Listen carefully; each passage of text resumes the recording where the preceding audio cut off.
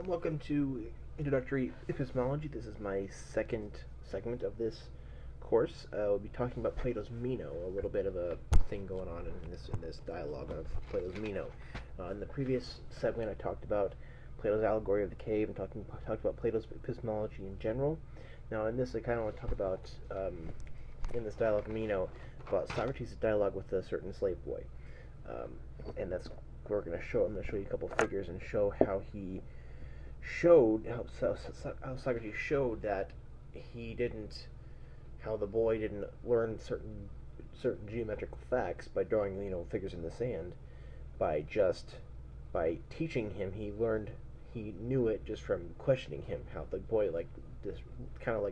he recovered it just from questioning the boy. And it's not from teaching that you learn it; it's from questioning him, and thus it was pretty much in him all along. This whole concept of innate ideas that I kind of talked about beforehand. And again, in this whole thing, there will be notes or outlines to these segments of the courses. In the description, there will be a link to my blog, which will have the corresponding thing. So pretty much the same title in this video will be the same title on that post. So going on to this segment, pretty much what he's doing is he's drawing.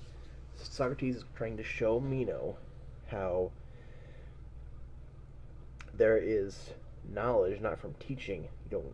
This whole thing starts out with talking about stuff like virtue and stuff like that. He's trying to figure out if virtue is something that you teach or if it's something that you kind of recover. So this whole thing starts with virtue. I feel like every one of Plato's dialogue starts with like a ethical concept of like the good or the just or virtue or something like that, and it shows something much more in the whole dialogue. So he first kind of starts by trying to show that knowledge isn't something that is taught. You don't teach someone something unless he has knowledge of it. You have this innate ideas via the forms, and that's how you can know anything, pretty much know anything. But you have to recover it basically in order to have regain knowledge of it. It's not something that is taught. It's something that you innately have. So, in my huge book of Plato's dialogues, take a look at this one.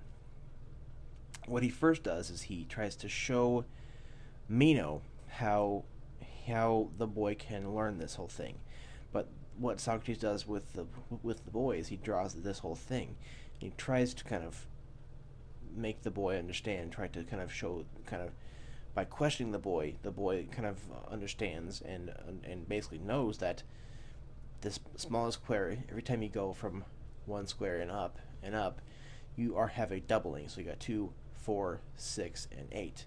So every time you go from this one up to this one to this one to this one, you have a doubling of each square. 2, 4, 6, 8, and thus the area of the biggest square is 16. So pretty much that's a basic mathematical thing, basic geometrical thing that I think we can all be. It's a basic thing that if we all were questioned, we would basically know it. And I don't entirely agree that Plato's epistemology here, that we all have innate ideas of things. I don't really agree with that. I think that everything is it's a taught sort of thing, that things are taught, and thus you have knowledge of them which you can possibly recover or be retaught. So I think what I might do is I might start doing leading questions for discussion in each segment. I might start doing that, but that's kind of interesting how he kind of shows that. And it's not according to Plato, it's not something, again, it's not, Socrates isn't teaching him this, it's him questioning him, and that's how he kind of comes to know it again.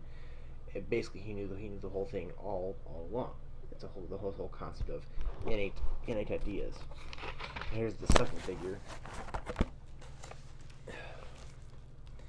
The whole thing here is that he tries to question the boy and shows how we have a little square turn on its side here, and how he kind of questions the boy and kind of comes to show how this circle, this little diamond circle in the center, that doubled is the bigger square, and how this square has the area half of the bigger one, and that's the whole thing there. It's about that. Again, it's the same concept of how he's kind of talking to the boy. He says here, I'll see. And what is the relation of the 4 to 2? Double. And how big is the figure then? 8 feet. On what base? This one. This line the line goes from the corner to corner of the square 4 feet. The boy says yes. The technical name for it is diagonal. So if we use that name, it is your personal opinion that the square on the diagonal of the original square is double its area. That is so, Socrates. What do you think, Meno? He's answered with any opinions that were not his own. Meno says no, they were all his.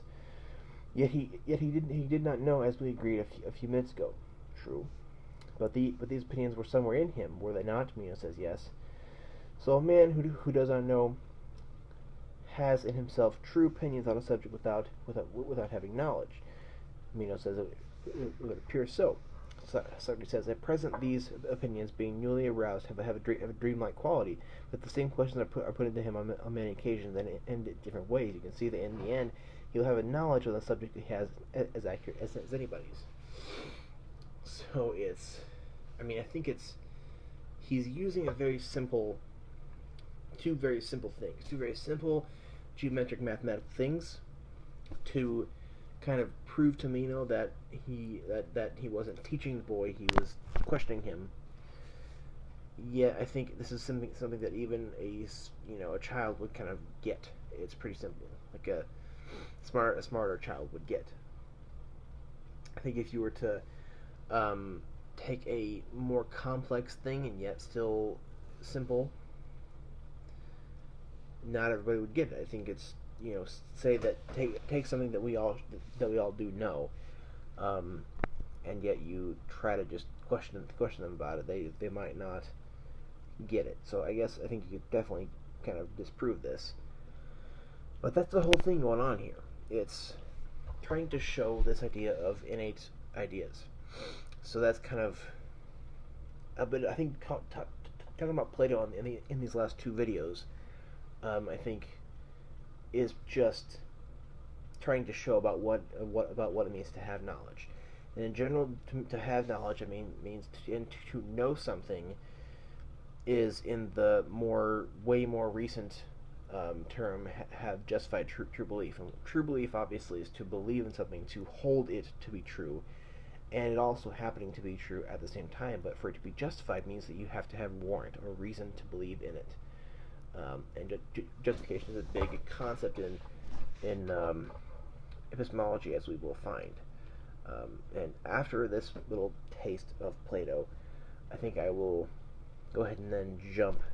I think even though Aristotle does have epistemology, as does many thinkers between Plato and Descartes, I'm just going to go ahead and skip to Descartes, because I really want to get through Descartes, Locke, Berkeley, and Hume, and I might do Leibniz, because there is a epistemology in Leibniz monadology, but I don't know if I want to do that. So definitely Descartes, Berkeley, and Locke and Hume, and then we'll probably go from there to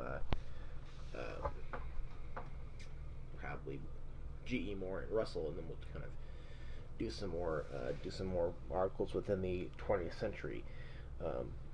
But if you want me to include something that I have between Plato and Descartes, or maybe in the modern period that I don't plan on doing, then definitely let me know. If you have any suggestions about this course as to how I can make it better, or how I can make any course better, definitely comment below. Let me know. So, thank you, and I'll see you in the next one about Descartes' meditations. Should be fun.